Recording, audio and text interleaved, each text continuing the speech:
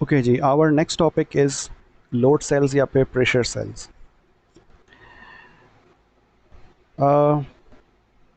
Load cells are used to weight extremely heavy loads, means in terms of several kilograms or up to a weight of tons.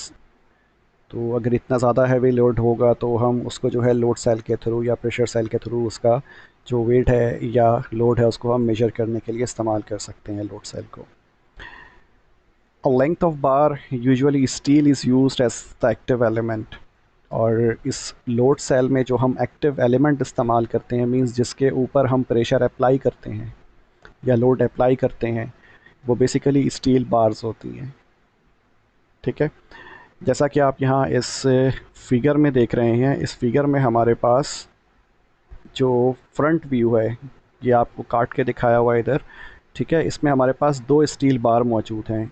ठीक है, इसको मैं red colour से box की form में convert कर रहा हूँ। ठीक है, ये हमारे पास दो स्टील रॉड्स मौजूद हैं। ठीक है, अच्छा, बिल्कुल इसी तरह से इसके पीछे भी जो है दो स्टील रॉड मौजूद होंगी, यानी कि एक तरह से चार स्टील रॉड मौजूद होंगी। सही है, वर्टिकल फॉर्मेट में। और हर स्टील रॉड के साथ हमने क्या किया हुआ है, एक स्ट्रेन गेज अटैच किया हुआ है। और इन स्ट्रेन गेजेस की जो ओरिएंटेशन है वो आप देख रहे हैं कि एक दूसरे के ऑपोजिट हैं, यानी कि परपेंडिकुलर हैं। फॉर एग्ज़ाम्पल यहाँ पर जो स्ट्रेन गेज ए है इसकी ओरिएंटेशन जो है ये वर्टिकल है, मीन्स 90 डिग्री है। जबकि जो स्ट्रेन गेज बी है इसकी ओरिएंटेशन हॉरिजॉन्टल है, यानी कि 0 डिग्री है। तो ये ए बी इसी तरह हमारे पास यहाँ पर पीछे सी होगा और फिर ये डी होगा। तो डी और बी की ओरिएंटेशन सेम होगी। इसी तरह क्या कहते हैं, ए और सी की ओरिएंटेशन सेम होगी और इसको हम इनिशियली बैलेंस कर लेंगे। ठीक है, अच्छा, अब होता क्या है कि आपको पता है कि जो स्ट्रेन गेजेस होते हैं उसमें डायरेक्शन ऑफ फोर्स या डायरेक्शन ऑफ स्ट्रेन उससे उसकी रेजिस्टिविटी चेंज होती है। अगर हम लॉन्गिट्यूडनल डायरेक्शन में स्ट्रेन अप्लाई करते हैं स्ट्रेन गेजेस में तो उसकी रेजिस्टेंस बढ़ जाती है। इसका मतलब कि अगर हम यहाँ पे वर्टिकल स्ट्रेन अप्लाई करेंगे इस डायरेक्शन में, ठीक है, तो जो यानी कि अगर हम इसको स्ट्रेच करेंगे, लेट सपोज इसको हम स्ट्रेच कर रहे हैं, खींच रहे हैं, ठीक है, इस वाले स्ट्रेन गेज को, तो जो ए है स्ट्रेन गेज ए इसकी रेजिस्टेंस बढ़ जाएगी। ठीक है, और अगर हम यही फोर्स यहाँ पर अप्लाई करें, मीन्स स्ट्रेच कर रहे हैं या टेंसाइल फोर्स इस्तेमाल कर रहे हैं किस पर, स्ट्रेन गेज बी पर, तो क्या होगा, ये थोड़ा सा एक्सपेंड हो जाएगा, यानी कि अब इसकी जो चौड़ाई है उसमें इजाफा हो जाएगा, लेकिन इसकी जो लेंथ है कॉरेस्पॉन्डिंगली वो कम हो जाएगी। ठीक है, जब इसकी लेंथ कम होगी तो क्या होगा, इसकी रेजिस्टेंस डिक्रीज़ हो जाएगी। तो for the same applied strain in दोनों स्ट्रेन गेजेस का बिहेवियर डिफरेंट होगा। स्ट्रेन गेज ए जो है उसकी रेजिस्टेंस बढ़ जाएगी, स्ट्रेन गेज बी की रेजिस्टेंस बढ़ जाएगी। किस केस में, अगर हम इन दोनों के ऊपर टेंसाइल फोर्स अप्लाई कर रहे हैं, यानी कि स्ट्रेन जो है वो टेंशन वाली है, उसने इसको स्ट्रेच कर दिया है। लेकिन अगर हम क्या करें, अगर हम कंप्रेसिव फोर्स अप्लाई करते हैं जैसा कि यहाँ पर अप्लाई किया हुआ है, दिस इज़ द प्रेशर, ठीक है, और इसकी डायरेक्शन क्या है, डाउनवर्ड है, यानी कि ये कंप्रेस करेगा। ठीक है, जो मेटेलिक बार लगे हुए हैं, ठीक है, ये जो मेटेलिक बार लगे हुए हैं इनको ये प्रेशर अप्लाई करने के बाद क्या होगा, ये कंप्रेसिव प्रेशर होगी। जब हम इसको कंप्रेस करेंगे तो जो स्ट्रेन गेज ए है हमारे पास, इसकी जो लेंथ है यानी कि ये वाली लेंथ ये डिक्रीज़ हो जाएगी। लेकिन ये डिक्रीज़ होने के साथ क्या होगा, इसकी विड्थ में इजाफा हो जाएगा। जाहिर है अगर लेंथ आप कम करोगे तो विड्थ में इजाफा होगा, क्योंकि डायमेंशन तो उसने मेंटेन रखना ही है मटेरियल ने।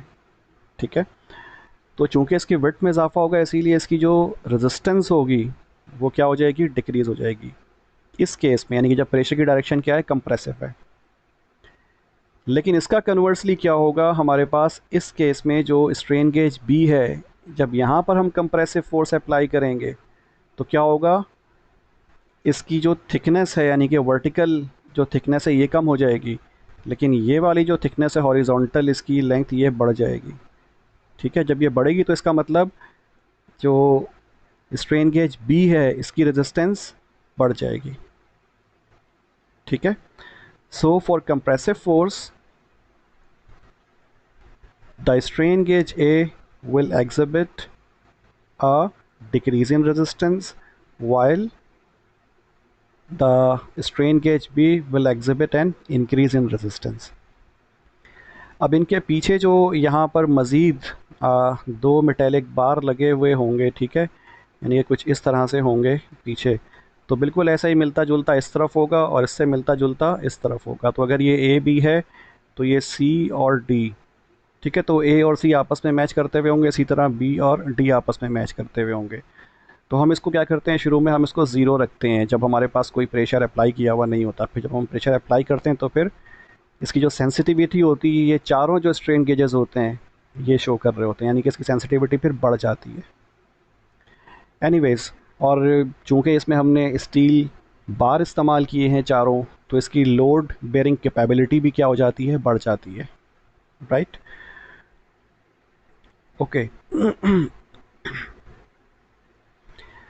The weight of the load applies a particular stress to the bar. Okay, the amount of strain which results in the bar for different values of applied stress is determined so that the strain may be used as direct measure of the stress causing it। ठीक है, जब भी हम load apply करेंगे तो applied load basically क्या होता है, स्ट्रेस होता है, और स्ट्रेस की वजह से क्या डेवलप होता है, स्ट्रेन डेवलप होता है।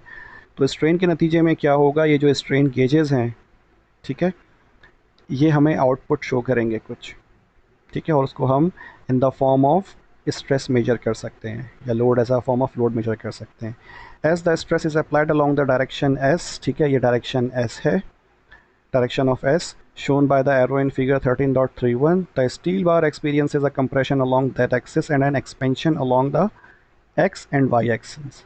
ठीक है, तो जब हम ये प्रेशर अप्लाई करेंगे तो क्या होगा, इसमें अलॉन्ग द एक्स एक्सिस जो होगा हमारे पास, ठीक है, एक्सपेंशन हो जाएगा, ठीक है, और यहाँ पर क्या होगा, रिडक्शन हो जाएगा, यानी कि साइज़ कम हो जाएगा इसका, इसकी लेंथ कम हो जाएगी। Okay, as a result gauge a experiences a decrease in resistance, इसका मतलब जो गेज ए है उसकी रेजिस्टेंस कम हो जाएगी, जबकि जो बी है it will undergo an increase in the resistance. ठीक है, ओके, तो इसको ज़रा अपने जहन में ऑब्ज़र्व करने की कोशिश करें या विजुलाइज़ करने की कोशिश करें कि जब हम वर्टिकल फोर्स अप्लाई करेंगे तो ये जो भी ये वाली लेंथ है ये बेसिकली कुछ इस तरह से हो जाएगी। ठीक है, लंबा हो जाएगा ये इस तरह से, तो ये अलोंग द लेंथ इसमें इजाफा हो रहा है, तो इसका मतलब इसकी रेजिस्टेंस बढ़ जाएगी। ठीक है, और इसकी जो विड्थ है विड्थ कम हो जाएगी। Okay, when these two gauges and the gauges on the two opposite sides of the steel are connected to form a bridge circuit, 4 times the sensitivity of a simple bridge is obtained। ठीक है, अगर हम ये दो और इन दोनों के साथ जो पीछे अपोजिट साइड पे मज़ीद अगर स्ट्रेन गेजेस अगर मौजूद हों, हम उनको इस्तेमाल करें, ठीक है, तो इससे सेंसिटिविटी जो होगी ब्रिज की वो 4 टाइम्स हो जाएगी। Okay, this makes the load cell sensitive to very small values of applied stress as well as to extremely heavy loads. ठीक है, okay। Our next topic is piezoelectric transducer। The word piezoelectric means the electricity produced by the pressure। ठीक है, ये आप लोगों को already पता है कि अगर जो पीज़ोइलेक्ट्रिक है इसको हम आमतौर पर ट्रांसड्यूसर के तौर पर इस्तेमाल करते हैं, और इसका मकसद क्या होता है कि ये प्रेशर को कन्वर्ट कर सकता है इलेक्ट्रिसिटी में और इलेक्ट्रिसिटी को कन्वर्ट कर सकता है प्रेशर में। ठीक है, तो ये इसका मेन मीनिंग है। Okay, the piezoelectric transducer is an electroacoustic transducer use for conversion of pressure और mechanical stress into an alternating electrical force. ठीक है, तो यहाँ आप देख भी रहे हैं कि ये एक मटेरियल दिखाया हुआ एक क्रिस्टल है, बेसिकली पीज़ोइलेक्ट्रिक मटेरियल है, इसके ऊपर जो है कंप्रेसिव और एक्सपेंशन फोर्स अप्लाई हो रही है। ठीक है, तो उससे क्या हो रहा है, यहाँ पर ये वोल्टेज शो हो रहा है। ठीक है, तो जो इसका नाम रखा हुआ है इलेक्ट्रो अकाउस्टिक, अकाउस्टिक से मुराद क्या होती है, साउंड होती है। ठीक है, और साउंड क्या होती है, प्रेशर वेव्स होती हैं। ठीक है, प्रेशर एनर्जी होती है, या आई मीन कंप्रेसिव आप कह लें इसको एक तरह से। तो इन अ वे, इन अदर वर्ड्स, इलेक्ट्रोएकोस्टिक का मतलब ये conversion between pressure and electricity and pressure है। ठीक है, okay. The piezoelectric transducer uses the piezoelectric material which has a special property, that is the material induces voltage when the pressure or stress applied on it। ठीक है, यानी कि material जो है वो क्या करेगा, वोल्टेज इंड्यूस करेगा या वोल्टेज शो करेगा। उसमें ऐसी प्रॉपर्टी होती है इन मटेरियल्स में जो कि वोल्टेज प्रोड्यूस करते हैं जब उनके ऊपर प्रेशर अप्लाई किया जाता है। लेकिन ये बात जहन में रहे कि ये प्रेशर जो होगा वो डायनामिक होगा, स्टैटिक नहीं होगा। ठीक है, अगर आप कंटिन्यूसली प्रेशर अप्लाई करते रहेंगे और ये वेरिएबल होगा, सही है, यानी कि चेंज हो रहा होगा, जैसा कि आप इस सूरत में आप देख रहे हैं इस फिगर में जो कि आपको नज़र आ रहा है कि ये कंप्रेशन हो रहा है, फिर रिलीज़ हो रहा है, फिर कंप्रेशन, फिर रिलीज़। तो ऐसी सूरत में आपको वोल्टेज मिलेगा। ठीक है, लेकिन अगर स्टैटिक होगा तो फिर उस सूरत में आपको वोल्टेज नहीं मिलेगा। क्यों होता है वो मैं थोड़ी देर बाद एक्सप्लेन करता हूँ। It is used for measuring the dynamic physical quantity like force, pressure, stress, etc., which is directly not possible to measure। ठीक है, हम इसको इस्तेमाल करते हैं किन कामों के लिए, जो फिज़िकल क्वांटिटीज़ हैं लाइक फोर्स, प्रेशर, स्ट्रेस वगैरह, जो कि हम डायरेक्टली मेजर नहीं कर सकते, तो उनको मेजर करने के लिए हम इसको इस्तेमाल करते हैं पीजोइलेक्ट्रिक ट्रांसड्यूसर्स को। क्योंकि जितना प्रेशर होगा, जितना फोर्स अप्लाई करेंगे, जितना स्ट्रेस अप्लाई करेंगे, कॉरस्पॉन्डिंगली उतना ही ये वोल्टेज भी जनरेट करेगा। ठीक है, the material which shows such property is also known as electro resistive element. और ऐसे एलिमेंट्स को हम इलेक्ट्रो रेजिस्टिव एलिमेंट भी कहते हैं, बिकॉज इससे जो होता है इनकी रेजिस्टेंस भी वेरी हो रही होती है साथ में। Quartz is the example of the natural piezoelectric crystal. ठीक है, क्वार्ट्ज जो मोस्ट कॉमनली जो अवेलेबल मटेरियल होता है पीजोइलेक्ट्रिक, वो क्वार्ट्ज होता है। Whereas salts such as ammonium phosphate, lithium sulphate, dipotassium tartrate और एग्जाम्पल ऑफ सिंथेटिक क्रिस्टल्स। ठीक है, ये सिंथेटिक क्रिस्टल्स होते हैं या सॉल्ट्स होते हैं जो कि पीजोइलेक्ट्रिक इफेक्ट शो करते हैं। अच्छा जी, इसके अलावा सिरेमिक मटेरियल्स जो हैं वो भी इस्तेमाल करते हैं, लेकिन उनको हम डायरेक्टली यूज़ नहीं कर सकते सिरेमिक मटेरियल को, बिकॉज वो डायरेक्ट एप्लीकेशन पर पीजोइलेक्ट्रिक प्रॉपर्टी शो नहीं करते। उनको हमें क्या करना पड़ता है, पोलराइजिंग ट्रीटमेंट प्रोवाइड करना पड़ता है। ठीक है, तो जब पोलराइजिंग ट्रीटमेंट से मुराद क्या होती है, हम इनको बहुत ज़्यादा हाई वोल्टेज के ऊपर जो सिरेमिक का जो शीट होता है या क्रिस्टल होता है उसको हम बीच में रखते हैं और टॉप एंड बॉटम के ऊपर हम क्या करते हैं, इलेक्ट्रोड अप्लाई करते हैं और बहुत ज़्यादा हाई वोल्टेज अप्लाई करते हैं। उससे इसमें क्या होती है, पोलराइजेशन डेवलप हो जाती है, फिर हम इसको इस्तेमाल कर सकते हैं as a piezoelectric transducer. Anyways, the ceramic material है सेवरल एडवांटेजेस। और हम ये काम क्यों करते हैं, बिकॉज इसके एडवांटेजेस काफ़ी सारे हैं। पहला क्या, it is available in different shapes and sizes. इसको आप मुख्तलिफ शेप्स और साइज़ में हासिल कर सकते हैं। The material has the capability of working at low voltages and also it can operate at a temperature more than 3000 degree Celsius. So that's the reason why we prefer to use ceramic material, despite normally it does not show any kind of piezoelectric property, but we convert it into a piezoelectric material after some polarizing treatment। okay, अच्छा जी, अब आप यहाँ पर एक figure देख रहे हैं, इसमें हमारे पास क्या है, क्रिस्टल है। ठीक है, ये जो आप सेंटर में देख रहे हैं येलो कलर का, this is a crystal, piezoelectric crystal. जब आप फोर्स अप्लाई करते हो तो क्या होता है, फोर्स अप्लाई करने पर इसमें डिफॉर्मेशन होती है। जब डिफॉर्मेशन होती है तो आपको पता है जो क्रिस्टल्स होते हैं उनका एक पर्टिकुलर लेटिस होता है, लेटिस कॉन्स्टेंट्स होते हैं। ठीक है, यानी कि जो एटम्स होते हैं उनका एक पर्टिकुलर आपस में डिस्टेंस होता है, सर्टेन एंगल्स पे एक दूसरे के साथ अटैच हुए हुए होते हैं। अगर उसको आप क्या करोगे, डिफॉर्म करोगे, तो डेफिनेटली जो नॉर्मल डिस्ट्रीब्यूशन ऑफ चार्जेस होता है वो डिस्टर्ब होता है। ठीक है, और डिस्टर्बेंस क्या होता है कि जब आपने प्रेशर अप्लाई किया तो जो उसमें इलेक्ट्रॉन्स मौजूद होते हैं आउटर मोस्ट शेल में, वो हो जाते हैं एक्साइट। एक्साइट होने के बाद वो कहाँ आ जाते हैं, वो जंप कर जाते हैं कंडक्शन बैंड में। ठीक है, यानी कि जब आपने प्रेशर अप्लाई किया तो वो एक्साइट हुए, कंडक्शन बैंड में गए और वो वहाँ पर ज़्यादा देर वेट नहीं करते। ठीक है, वो फ़ौरन ही अपनी एनर्जी रिलीज़ करके वापस आ जाते हैं दोबारा अपने क्या कहते हैं वैलेंस बैंड में। ठीक है, तो इसीलिए अगर हम फोर्स अप्लाई करेंगे एक दफ़ा और फिर हमने फोर्स अप्लाई करने के बाद छोड़ दिया, यानी कि इसको आपने कंप्रेस किया और फिर छोड़ दिया, तो क्या हुआ, इलेक्ट्रॉन्स एक्साइट होकर के ऊपर तो गए, यानी कि ऊपर नेगेटिव चार्ज आ गए, यहाँ पर पॉजिटिव चार्ज डेवलप हो गया, बिकॉज जाहिर है यहाँ से इलेक्ट्रॉन्स ऊपर चले गए होंगे। ठीक है, एक साइड पे जाके जमा हो गए, तो जहाँ पे जमा हुए वहाँ पे नेगेटिव चार्ज अपियर हो गया, और जहाँ से गए वहाँ पे पॉजिटिव चार्ज अपियर हो गया होगा, इधर पॉजिटिव हो गया होगा। ठीक है, लेकिन जैसे ही ये ऊपर जाएंगे वैसे ही जाने के बाद क्या होगा, एनर्जी रिलीज़ कर देंगे ये। ठीक है, डीएनर्जाइज होकर के ये वापस अपने शेल में आ जाएंगे, तो फिर आपको इलेक्ट्रिसिटी या वोल्टेज मिलना बंद हो जाएगा। हाँ, अगर आप मुस्तकिल ये फोर्स अप्लाई करें, ठीक है, अप्लाई करें और फिर रिलीज़ करें, फिर अप्लाई करें और फिर रिलीज़ करें, तो कॉन्स्टेंटली ये जो चेंजिंग आएगी, तो इससे क्या होगा, आपको आउटपुट के ऊपर वोल्टेज मिलेगा। ठीक है, तो आप यहाँ पर देख रहे हैं कि जो पीजो इलेक्ट्रिक मटेरियल है इसकी थिकनेस हमें गिवन है टी।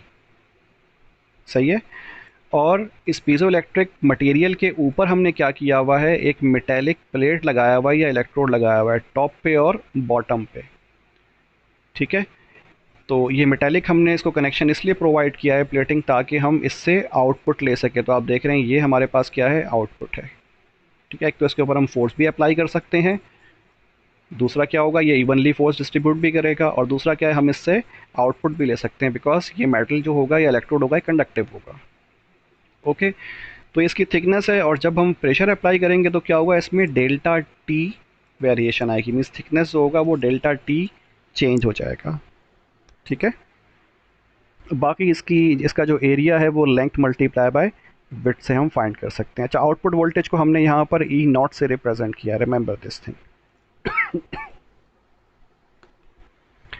ओके जी, now come to the derivation, कि हम जो आउटपुट वोल्टेज है उसका फार्मूला हमने ड्राइव करना है। ठीक है, तो आप piezo electric crystal is shown in the figure below, मैंने एक्सप्लेन कर दी है आपको figure. The polarity of the charge depends on the direction of the applied forces, compression और एलोंगेशन। ठीक है, तो ये वही बात कह रहे हैं कि जो पोलैरिटी ऑफ द चार्ज होगी, ठीक है, कि वो पॉजिटिव होगा किस तरफ और नेगेटिव होगा, तो ये किस पर डिपेंड करता है, ये डायरेक्शन ऑफ अप्लाइड फोर्स पर डिपेंड करता है। अच्छा, इसमें एक और चीज़ है, यहाँ पे फोर्स जो आप देख रहे हैं ये वर्टिकल है, अगर फोर्स की डायरेक्शन ये होगी तो इसकी सेंसिटिविटी कुछ और होगी। ठीक है, यानी कि ये कम चार्जेस जनरेट कर सकता है, अगर आप फोर्स यूँ अप्लाई करेंगे तो इसकी प्रॉपर्टी कुछ और होगी, वो हम अभी देखते हैं कि वो क्या चीज़ होती है। Anyways, the polarity of the charge depends on the direction of the applied force. ठीक है, कंप्रेशन और एलोंगेशन, हम इसको एलोंगेट करेंगे या कंप्रेस करेंगे तो उस पर डिपेंड करता है कि जो चार्जेस अपियर होंगे किस साइड के ऊपर या किस सरफेस के ऊपर। जैसे यहाँ पर नेगेटिव ऊपर है, कब, जब हमने कंप्रेसिव फोर्स अप्लाई किया है। अगर हम इसको एलोंगेट करेंगे तो क्या होगा, यहाँ पर पॉजिटिव अपियर हो सकता है। ठीक है, ये चेंज हो जाएगा। अच्छा जी, ये फार्मूला है क्या हमारे पास चार्ज का। ठीक है, पीजो इलेक्ट्रिक का जो चार्ज का फार्मूला है वो यहाँ पर मेंशन है। किस तरह से है ये बेसिकली ये लिखा हुआ है कि Q is directly proportional to F। तो सिंपल Q जो है हमारे पास क्या है, चार्ज है। ठीक है, ये डायरेक्टली प्रोपोर्शनल है किसके, अप्लाइड फोर्स के। तो जब हम साइन ऑफ प्रोपोर्शनलिटी जब हम रिमूव करते हैं तो एक कांस्टेंट लगाते हैं। ठीक है, और कांस्टेंट हमारे पास इस केस में क्या है, d है, और ये d डिस्टेंस या डिस्प्लेसमेंट नहीं है, this d is actually the charge sensitivity of the crystal. ठीक है, this d is the charge sensitivity of the crystal, जो क्रिस्टल की का जो मटेरियल है, ठीक है, ये उस पर डिपेंड करता है कि इसकी चार्ज सेंसिटिविटी क्या है, ये कितने ज़्यादा चार्जेस जनरेट कर सकता है। It will depend upon the nature of the material, that's why we have given it a constant value which is T. ठीक है, ज़ाहिर है हमें मटेरियल की प्रॉपर्टी है वो भी तो ऐड करनी थी। चार्ज तो डेवलप होंगे because of the force, but how much, that will depend upon the nature of the material, means D. ठीक है, तो इसको हम charge sensitivity of the crystal कहते हैं। ओके, अच्छा जी, दूसरी चीज़ क्या है कि जो यंग्स मॉडुलस है, चूंकि हम फोर्स अप्लाई कर रहे हैं या प्रेशर अप्लाई कर रहे हैं तो इसमें डिफॉर्मेशन हो रही है। डिफॉर्मेशन का मतलब क्या है, इसमें यंग्स मॉडुलस इन्वॉल्व होगा, इसमें स्ट्रेन डेवलप होगा। ठीक है, तो जब स्ट्रेन डेवलप होगा तो स्ट्रेन का और चार्ज का और वोल्टेज का आपस में रिलेशन होगा डेफिनेटली, और कैपेसिटेंस भी इसमें शामिल होगा बिकॉज इसमें दो प्लेट्स मौजूद हैं, एक टॉप पे और एक बॉटम पे। So these things are interrelated with each other. ठीक है, तो हम वही काम कर रहे हैं यहाँ पर। अब the Young's modulus is given as E is equals to stress upon strain. ये हमें फार्मूला पता है, आपने पहले भी देखा हुआ है। तो स्ट्रेस का फार्मूला क्या होता है, एफ अपॉन ए, और स्ट्रेन का फार्मूला क्या होता है, डेल्टा टी अपॉन टी। ठीक है, so this is the formula. तो इसको हमने इस तरह से लिख लिया इस फॉर्म में। ओके, तो बाकी इसको हमने जो अगली वाली जो एक्सप्रेशन है, ठीक है, इसमें हमने इसको क्या किया हुआ है, थोड़ा सा सिंप्लीफाई किया हुआ है, यानी कि अरेंज कर लिया है सिंपल। तो इसमें जो ए है हमारे पास, this A is the area. ठीक है, क्योंकि ये क्या है, F upon A, force per unit area होगा। ठीक है, और delta T upon T means change in thickness with respect to the total thickness. ठीक है, ओके, तो A is equals to omega L, omega नहीं, इनफैक्ट ये डब्लू है, W is the width and L is the length. तो इससे हमें area मिल जाएगा, राइट। तो ये हमारे पास एक्सप्रेशन आ गई सेकंड, और ये हमारे पास क्या है, फर्स्ट एक्सप्रेशन आ गई। अब हम क्या करते हैं, हम यहाँ से f की वैल्यू निकालते हैं और कहाँ पुट कर देते हैं, इक्वेशन 1 में। ठीक है, substituting the value of f from 2 to 1। तो हम यहाँ से f निकालते हैं और कहाँ पुट कर देंगे, इक्वेशन नंबर 1 में पुट कर देंगे। ठीक है, जब हम पुट करेंगे तो हमें क्या मिल जाएगा, ये वाली एक्सप्रेशन मिल जाएगी, simple. q is equals to, यहाँ पे क्या था, d इंटू एफ, तो f की जगह पर क्या आ जाएगा यहाँ पर, A E delta T upon T. ठीक है जी, तो ये रिलेशन हमें मिल गया किसका, चार्ज का। ठीक है, चार्ज का और स्ट्रेन का, सही है जी। ओके,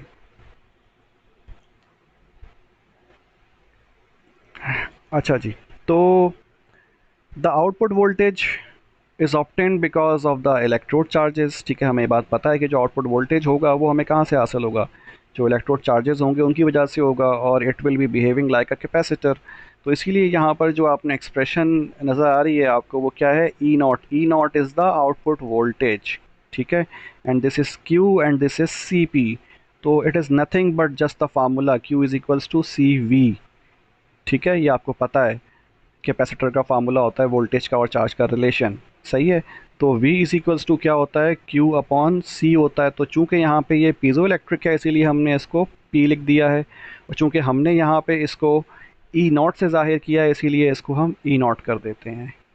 ठीक है, तो ये E naught is equals to Q upon C P हो जाएगा, राइट।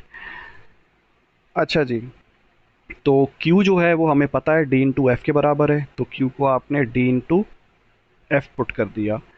और सी पी यानी कि capacitance of piezoelectric material, आपको पता है कैपेसिटेंस का जो फार्मूला होता है, C is equal to epsilon naught epsilon R A upon T, या फिर डी के बराबर होता है। ठीक है, डी चूँकि हमने यहाँ पर चार्ज सेंसिटिविटी के लिए इस्तेमाल किया इसीलिए यहाँ पे थिकनेस है, यानी कि डिस्टेंस बिटवीन टू प्लेट्स या डिस्प्लेसमेंट बिटवीन टू प्लेट्स। ठीक है, तो यहाँ पे हम टी इस्तेमाल करेंगे।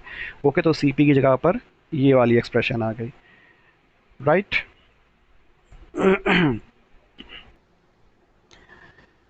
अच्छा जी, इसके बाद अगर इसको हम थोड़ा सा अरेंज करें तो अगर आप गौर करें यहाँ पर, तो ये D epsilon R epsilon naught, इसको हम सेपरेट कर लेते हैं, वो हमने यहाँ लिख दिया। ठीक है, बाकी टी को हम ऊपर ले जाते हैं तो ये टी ऊपर आ गया, और ये F upon A, force upon A, area, ये क्या बन जाएगा, प्रेशर बन जाएगा। So this P is the pressure. Okay, अच्छा जी, तो अब यहाँ पर जो ये डी एप्सिलॉन आर और एप्सिलॉन नॉट है, इसको हम नाम दे देते हैं क्या चीज़, जी का, सही है जी। तो हम ये बात कह सकते हैं कि G is equals to D upon epsilon R epsilon naught. ठीक है जी, ये यहाँ से हम देख रहे हैं। ओके, तो ये तो एक रिलेशन हो गया जी का।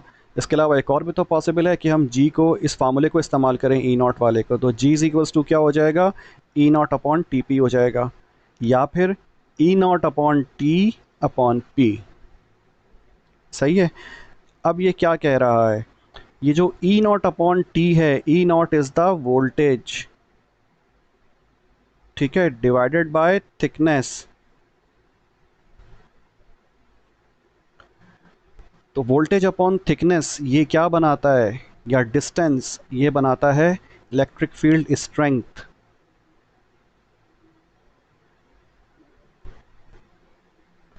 इलेक्ट्रिक फील्ड स्ट्रेंथ या फिर इंटेंसिटी।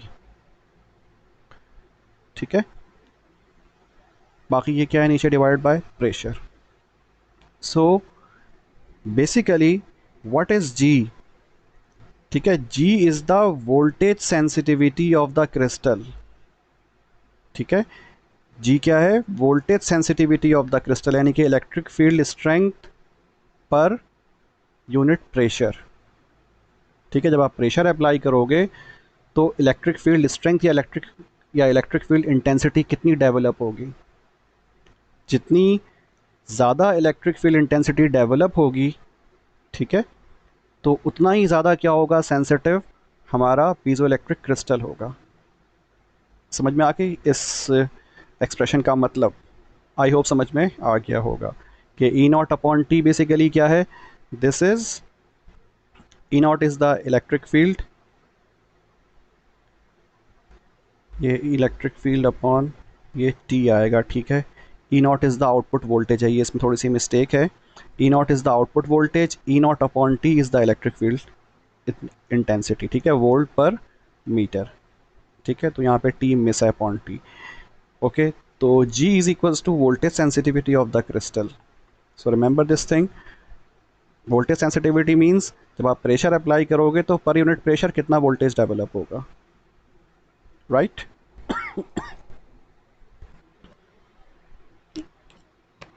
ओके, तो यहाँ पे वही बात लिखी हुई, the voltage sensitivity of the crystals is expressed by the ratio of the electric field intensity and pressure. When the mechanical deformation occurs in the crystals, it generates charges, and this charge develops the voltage across the electrodes. Okay, the piezoelectric crystal is direction sensitive. ठीक है, ये हम discuss कर चुके हैं पहले ही।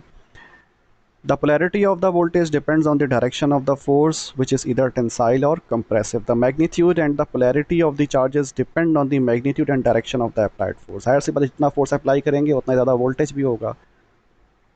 ठीक है, okay, so that was piezoelectric material और इफेक्ट और ट्रांसड्यूसर।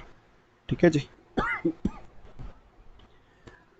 अच्छा, इसमें एक चीज़ जहन में रखिएगा कि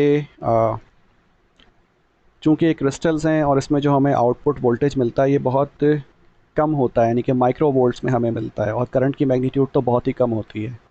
तो इसीलिए हम क्या करते हैं, हम इसको एम्पलीफाई करते हैं अगर हमें आउटपुट के ऊपर सेंस करवाना हो या आउटपुट हमें वोल्टेज चाहिए हो। ठीक है, तो उसके लिए हम ऑपरेशन एम्पलीफायर वगैरह इस्तेमाल करते हैं। The next thing is photo multiplier tube. ठीक है, इसको हम PMT भी कहते हैं आमतौर पे, फोटो मल्टीप्लायर ट्यूब को। तो जैसा कि इसका नाम से ही ज़ाहिर है, फ़ोटो मल्टीप्लायर, यानी कि इसमें लाइट आप इस्तेमाल करेंगे और उसकी मल्टीप्लिकेशन होगी, यानी कि उसकी इंटेंसिटी में इजाफ़ा होगा किसी वजह से। तो एक्चुअली यहाँ पर लाइट में इजाफ़ा नहीं होता है, आप यहाँ पे लाइट को सेंस करते हो। जिस तरह फोटो डायोड्स होते हैं, तो वो सेंसर होते हैं, अगर उसके ऊपर अगर आप लाइट डालते हो तो उनकी रेजिस्टेंस वेरी हो जाती है।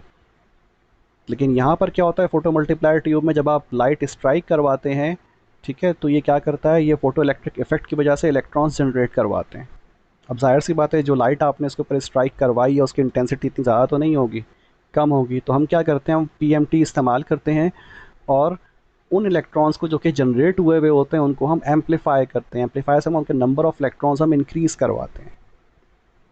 ठीक है, the photo multiplier tube consist of an evacuated glass envelope containing a photocathode, an anode, and several additional electrodes termed as dynodes. ठीक है, तो यहाँ जो आप फिगर देख रहे हैं, this figure is a sample photo multiplier tube.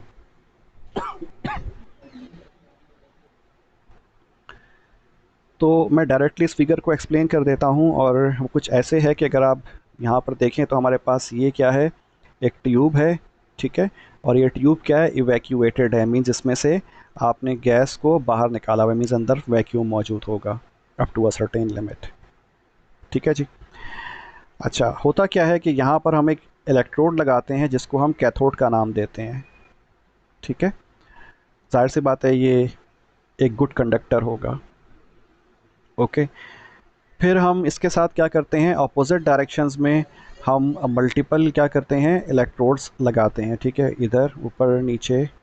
ठीक है, इस तरह से हमने क्या किया हुआ है, मल्टीपल इलेक्ट्रोड्स अटैच किए हुए हैं। ओके, तो इसमें हमारे पास एक कैथोड है, इसका वोल्टेज क्या है, 0 वोल्ट है। ठीक है, ओके, तो जो पहला वाला कैथोड है जिसका वोल्टेज क्या है, 0 है, उसके ऊपर हम क्या करते हैं, लाइट आके स्ट्राइक करवाते हैं। ठीक है, जब लाइट स्ट्राइक करती है तो क्या होता है, फोटो इलेक्ट्रिक इफेक्ट की वजह से यहाँ पर इलेक्ट्रॉन्स जनरेट होते हैं या फिर इमिट होते हैं इस सरफेस से।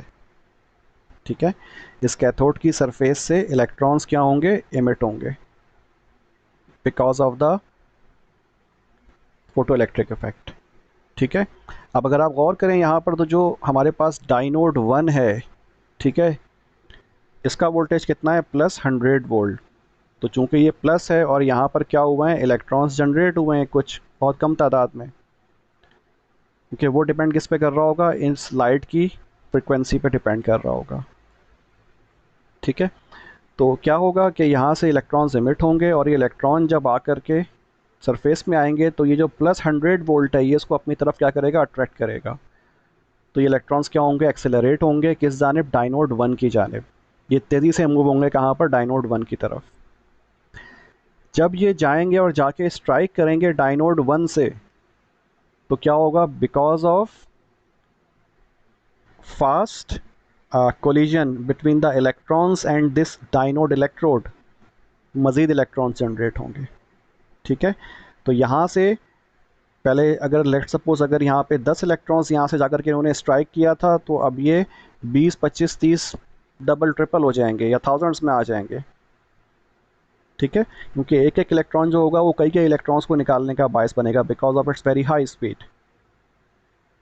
ठीक है जी, तो जैसे ही ये यहाँ से एमिट होंगे तो आप सामने देख रहे हैं यहाँ पर 200 वोल्ट का एक और इलेक्ट्रोड मौजूद है, डाइनोड 2।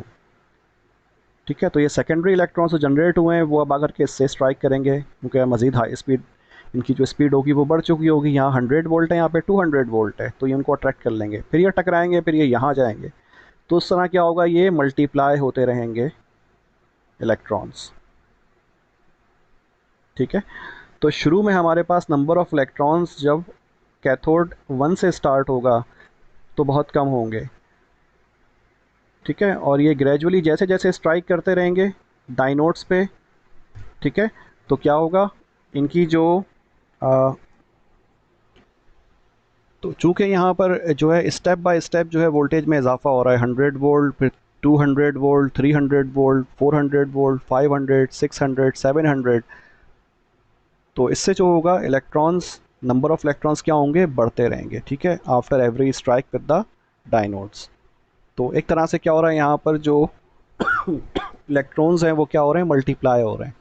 तो इसीलिए हमने इसको क्या नाम दिया है, फोटो मल्टीप्लायर ट्यूब का नाम दिया है। चूँकि ये ट्यूब है और इसमें जो स्टार्टिंग होती है इलेक्ट्रॉन्स की जनरेशन की वो बिकॉज ऑफ लाइट होती है, तो इसका नाम क्या दिया है, फोटो मल्टीप्लायर ट्यूब नाम दिया। तो अगर बहुत लो इंटेंसिटी की भी लाइट होगी तो अगर वो जनरेट करवा देता है इलेक्ट्रॉन 1, 2, 3, तो वो मल्टीप्लाई होकर के हमें आउटपुट के ऊपर काफ़ी हाई वोल्टेज या हाई करंट प्रोवाइड करेगा। ठीक है, because of the large number of electrons. Okay, तो figure 13.32 illustrates the principle of the photomultiplier. Electrons emitted by the cathode are attracted to the first anode. Here a phenomena known as secondary emission takes place. ठीक है, तो ये primary emission होगा यहाँ पर जब strike हुआ, उसके बाद फिर क्या हो जाएगा, सेकेंडरी इमिशन। ठीक है, तो ये क्या है, सेकेंडरी इमिशन हुआ है, फिर टर्शरी और फिर ये कंटिन्यू होगा। When electrons moving at a high velocity strike an appropriate material, the material emits a greater number of electrons than it was struck with. ठीक है, in this device the high velocity is achieved by the use of high voltage between anode and cathode. ठीक है जी, the electrodes emitted by the first dynode are then attracted to the second dynode where the same action takes place again. ठीक है, मैं चीज़ें explain कर चुका हूँ already. Each dynode is at a higher voltage in order to achieve the requisite electron velocity each time.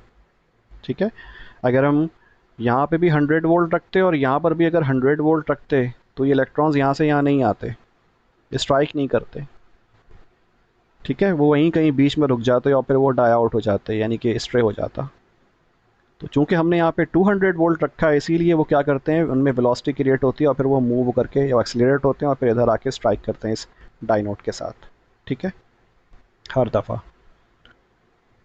Hence, secondary emission and a resulting electron multiplication occurs at each step with an overall increase in the electron flow that may be very high. ठीक है, amplification of the original current as much as 10 raised to the power 5 to 10 raised to the power 9 is common. ठीक है, इतनी ज़्यादा amplification हो जाती है current की इतने times. Luminous sensitivities of these devices ranges from 1 ampere per lumen or less to over 2000 ampere per lumen. ठीक है, so these are some ranges for the luminous sensitivity. ठीक है, यानी कि with respect to light कि अगर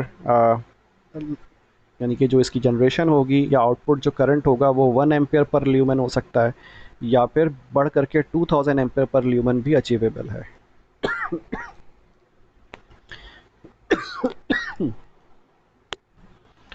ठीक है जी. ओके, तो ये फिगर है, थोड़ी सी बेहतर फिगर है. इसमें आप देख रहे हैं यहाँ पर ये इनकमिंग फोटोन है, फोटोन ने आके स्ट्राइक किया, सही है, और फिर ये पहले डायनोड से स्ट्राइक हुआ तो नंबर ऑफ़ इलेक्ट्रॉन्स बढ़ गए, फिर ये तीसरे से स्ट्राइक किया, फिर चौथे पे, और फिर ये नंबर ऑफ़ इलेक्ट्रॉन्स क्या हो रहे हैं, बहुत बढ़ गए. सही है. ओके, अच्छा, ये सर्किट भी दिखाया हुआ है इसमें, वोल्टेज ड्रॉपिंग रजिस्टर. तो देखें ये प्लस वोल्ट है यहाँ पर, ये यहाँ से, तो यहाँ पे हाई वोल्टेज, फिर एक रेजिस्टेंस आ गया तो उससे लो वोल्टेज, फिर एक रेजिस्टेंस आ गया उससे लो वोल्टेज, फिर एक रेजिस्टेंस आ गया उससे लो वोल्टेज. तो ये क्या हो रहा है, लीनियरली डिक्रीज हो रहा है इस तरफ वोल्टेज. ठीक है, सिंपल. अच्छा जी, नेक्स्ट टॉपिक है हमारा LVDT. तो अब हम ये नेक्स्ट टाइम करेंगे. ओके जी.